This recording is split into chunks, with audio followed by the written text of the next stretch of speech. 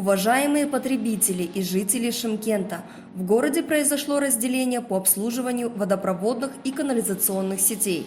Таким образом, за их эксплуатацию и ремонт отвечают два предприятия – ТО «Водные ресурсы маркетинг» и ГКП – Управление водой и канализацией. Зона ответственности ТО «Водные ресурсы маркетинг» – это старые административные границы города. В северной части под них подпадают микрорайоны Самал-1, БАМ, Тарас, Терескей и Кайтпас-1.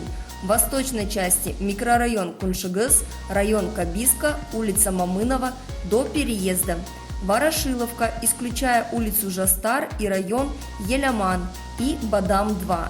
На юге это районы Жулдыс, часть другая обслуживается ТО Сайрам-Тазалык.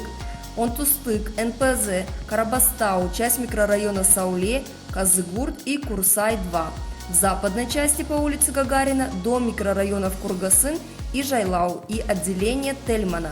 Все новые микрорайоны Шымкента и населенные пункты, присоединенные к городу, обслуживаются ГКП – Управление водой и канализацией. В случае возникновения проблем с водоснабжением или водоотведением на каком-либо участке просим вас обращаться в эти организации. Телефон диспетчерской службы ГКП Управления водой и канализацией 47 61 82. Телефон Центральной диспетчерской службы ТО «Водные ресурсы маркетинг» 32 12 74. Вам сразу сообщат, кто несет ответственность за качество услуг в данном районе.